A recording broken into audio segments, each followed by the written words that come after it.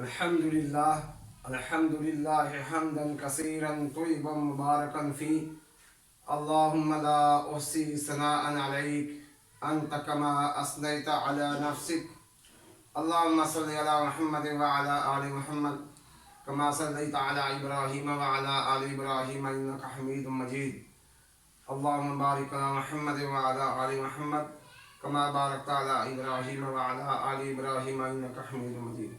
Dear students, السلام علیکم ورحمۃ اللہ وبرکاتہ. میرا نام ہے جی نظر محمد.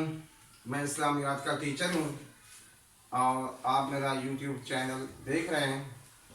امید کرتا ہوں کہ آپ توجہ سے سماعت فرمائیں گے اور اس کا فائدہ تب ہوگا جب پورا لیکچر آپ غور سے سنیں گے.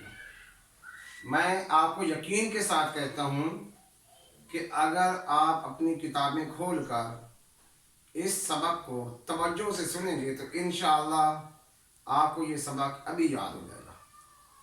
نکالیے کتابیں، بیٹھ جائیے اور سورۃ الفرقان اس کا آخری رکوع ہے. اس کا ہم آج تیسرا لیکچر دے رہے ہیں. پہلا لیکچر لانگ کویسچن پر مشتمل تھا اور لیکچر نمبر 2 ہمارا کچھ آیات تھیں اور لیکچر نمبر 3 آج ہے. اس میں ہماری نیکسٹ آیات آ رہی ہیں جن کا ذکر ہم ابھی کرتے ہیں. اس میں کچھ برے اعمال اور افعال کا ذکر تھا لیکچر نمبر 2 میں کہ یہ گناہ ہے، یہ گناہ ہے، ان کے قریب نہیں جانا. اور یہاں اس کی پنشمنٹ، سزا کا ذکر ہے. اعوذ باللہ من الشیطان الرجیم، بسم اللہ الرحمن الرحیم. یضاعف لہ العذاب، یضاعف بڑھا دینا، اضافہ کرنا، لہ العذاب، لہ اس کے لیے، العذاب اس کے لیے عذاب کو بڑھا دیا جائے گا. کب؟ یوم القیامہ، قیامت کے دن.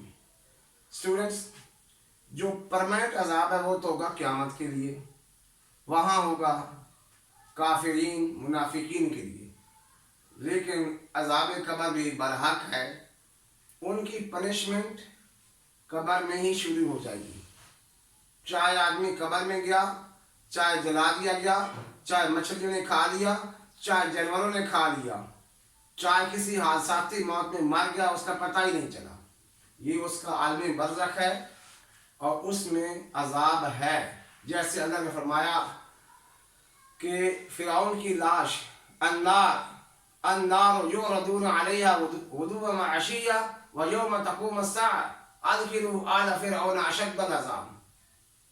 فرعون کی لاش صبح شام آگ پر پیش کی جاتی ہے اور جب قیامت قائم ہوگی تو آل فرعون کو اشد العذاب، سخت ترین عذاب میں مبتلا کیا جائے گا قیامت کے دن. وہ عذاب پرماننٹ.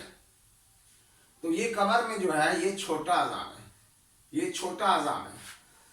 اچھا آگے فرما وَيَخْلُدْ، داخل کیا جائے گا، فیہ مہانہ، اس میں ذلت اور رسوائی کے ساتھ ہو رہا. وہاں جہنم میں ذلت اور رسوائی ہے. تو اللہ تعالیٰ سے دعا ہے کہ اللہ تعالیٰ ہمارا خاتمہ ایمان کے ساتھ فرمائے. جس کا خاتمہ ایمان کے ساتھ ہو گیا اللہ سے امید کی جا سکتی ہے کہ اللہ اس کو معاف کرے گا. تو یہ دعا کہ اللہ تعالیٰ ہمیں جہنم سے بچائے. اللہم اجرنی من النار 7 مرتبہ صبح اور 7 مرتبہ شام. اس کو اپنے معمول کا حصہ بنائیے. آپ دیکھیں عذاب کا ذکر تو ہے لیکن نہیں الا من تابا، یہ بندہ بچے گا جو یہ کام کر لے گا وہ بچ جائے گا. کام کیا ہے؟ الا من تابا، جس نے توبہ کی، وآمن، ایمان لے آیا.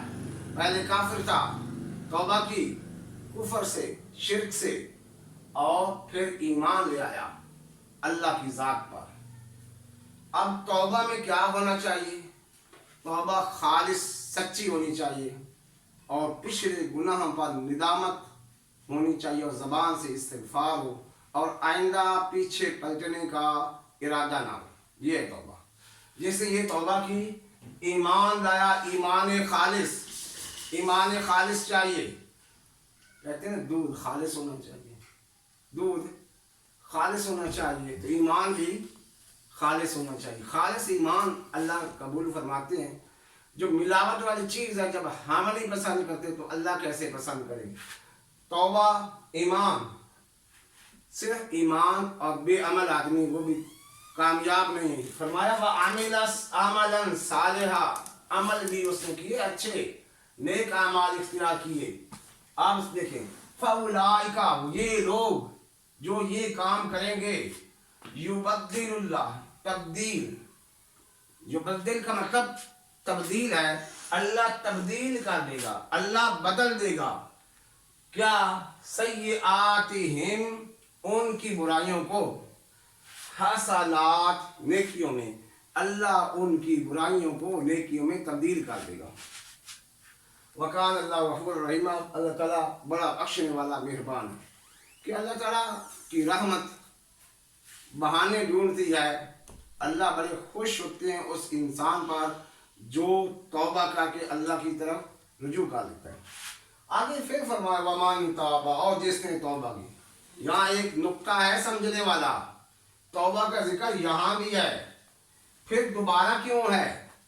ان میں فرق ہے۔ یہ توبہ ہے کافر کی اور یہ توبہ ہے ایمان والے کی۔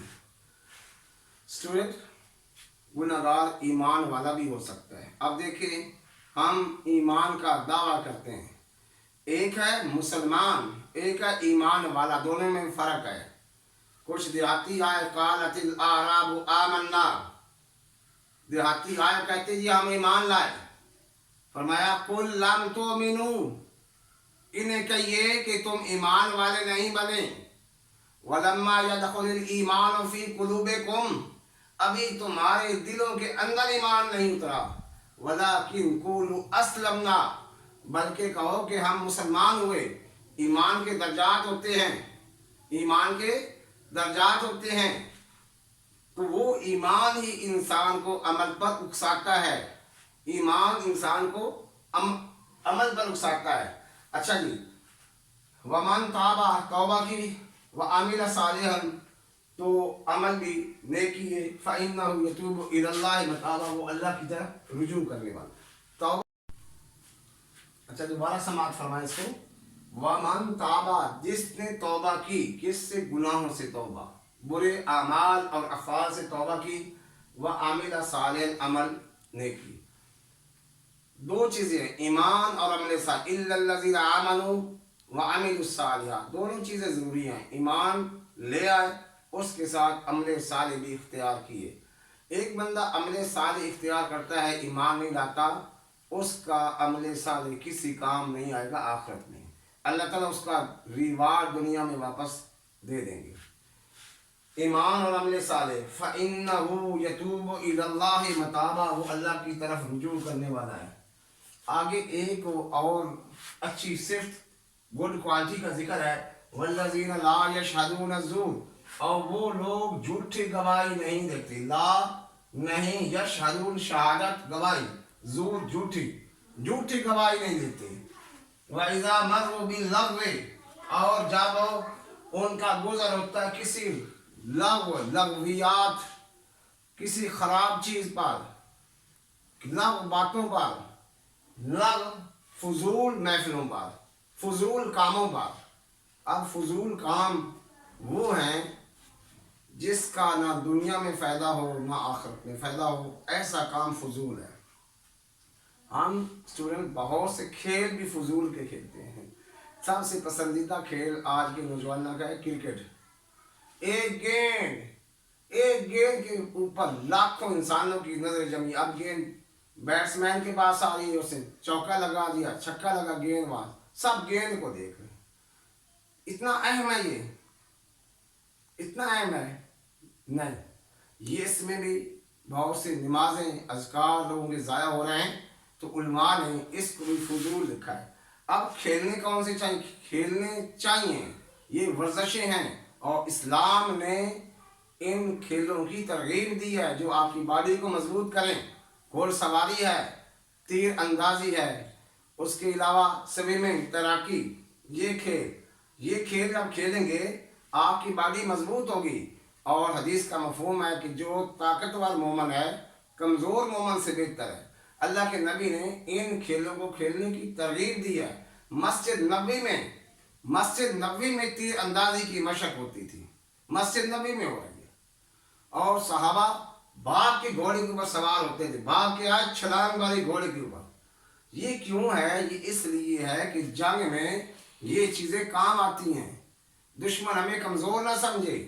تو آج بھی ہمارا معاشرہ ان صحت مند کھیلوں کو کھیلے گا، ہم مضبوط ہوں گے۔ اللہ نے خود اس چیز کا حکم دیا ہے، وَأَعِدُّوا لَهُم مَّا اسْتَطَعْتُم مِّن قُوَّةٍ وَمِن رِّبَاطِ الْخَيْلِ، اس میں حکم ہے۔ تو فضول کاموں پر ان کا گزر ہوتا ہے، مروا کراما، وہ گزر جاتے، وہاں تماشائی باندھ کے کھڑے نہیں ہو گئے، بلکہ فضول کاموں کو دیکھتے ہیں تو وہاں سے چلے جاتے ہیں۔ والذین اذا ذکروا، ذکروا کا مطلب یہاں نصیحت ہے، اور ایسے لوگ وہ لوگ ایسے ہیں کہ جب انہیں نصیحت کی جاتی ہے بآیات ربہم، اللہ کی آیات کے ذریعے سے، جیسے میں نے آپ کو یہاں نصیحت کی کھیلوں کی کہ یہ کرکٹ فضول ہے، یہ میں نے نصیحت کی ہے قرآن سے، کھیلنا کیا ہے وہ بھی بتا دیا ہے، یہ میں نے نصیحت کی۔ والذین اذا ذکروا بآیات ربہم، جب انہیں اللہ کی آیات کے ذریعے سے نصیحت کی جاتی ہے، لم یخروا علیہا صما وعمیانا، اس پر اندھے اور بہرے نہیں ہو جاتے، ایک کان سے سنا دوسرے سے نکال یوں نہیں کرتے، بلکہ اس کو قبول کر لیتے ہیں۔ ایسے لوگ بہت اچھے لوگ ہیں، اور یہ ہیں عباد الرحمن جن کا تذکرہ ہے اس رکوع میں۔ تو اللہ تعالیٰ مجھے اور آپ کو عمل کی توفیق عطا فرمائے۔ اصل عمل ہے، اصل عمل ہے۔ آپ نے یہ ترجمہ یاد کر لیا، لکھ بھی دیا، اور کسی چیز پر عمل نہیں کیا تو یہ کوئی پڑھائی نہیں، یہ پڑھائی نہیں، نہ میں نے آپ کو پڑھایا۔ اگر آپ نے عمل کیا کہ یہ باتیں ٹھیک ہیں، اللہ کی قرآن کیا ہے، اور کسی ایک بچے نے بھی عمل کر لیا تو انشاءاللہ اس کا مجھے بھی فائدہ ہوگا اور آپ کو بھی فائدہ ہوگا۔ اللہ تعالیٰ عمل کی توفیق دے۔ وما علینا الا البلاغ۔